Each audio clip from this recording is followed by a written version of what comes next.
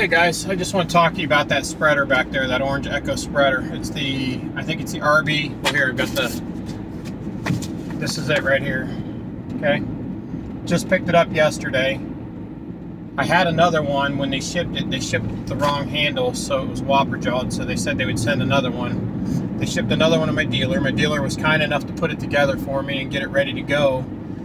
But I just used this spreader just now on a job. Half a bag. It's a small lawn. I did half a bag of Let's Go fertilizer pre-emergent, and every time I would try to open and close the lever before every turn, when I would reopen it, it wouldn't open right, and I'd have to wiggle it to get it to open. That was difficult. On the first spreader that I got, the little adjustment knob, the little thing to unlock so you can adjust where the amount of fertilizer and product you want to put out, that broke off the first time I turned it. So I got this new one. It's got the new knob. I'm not having a problem with that.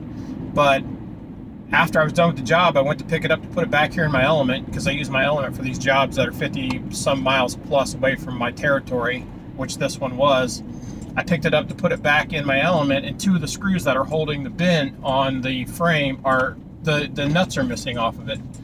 They fell off while I used it for a half a bag of fertilizer. This is supposed to be their commercial Ehco spreader, but I'm not very happy with it. I'm going to be honest, it's kind of chintzy, and I'm kind of surprised at Ehco for putting this product out.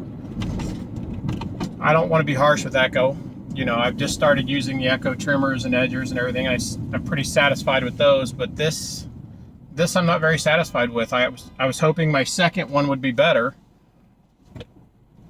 than the first one, and it's really not. It's really not. I'm actually very surprised. So Ehco, I'm going to say it's a fail on the spreader, and give you the benefit of the doubt that you don't know these things, but this thing really needs to be looked at. I'm not, for the money, you know, a couple $100 more, I could have bought a different brand, but I wanted to stick with Ehco, and I want to stick with my dealer who carries Ehco, and I appreciate what my dealer does for me, and I do like their other equipment, but this spreader I'm a little unhappy with. So Ehco, you're willing to give me a call? Give me a call, we'll talk about it. But I am going to be taking this back to my dealer and talking to them about it, because I don't know, I'm just not very satisfied with the quality of the product. So yeah, I'm going to say for now it's a fail.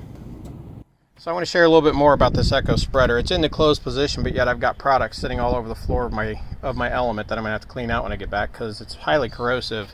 But I want to show you where these nuts are missing. I got one missing there and one missing over on the other side over there.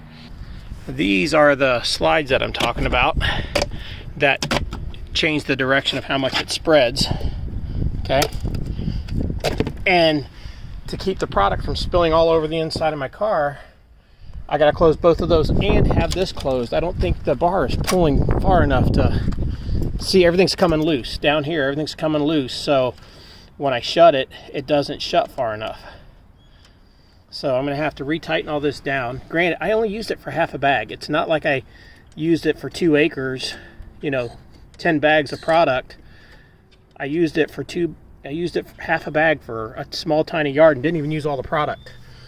And the thing is not functioning well. It's just not functioning well.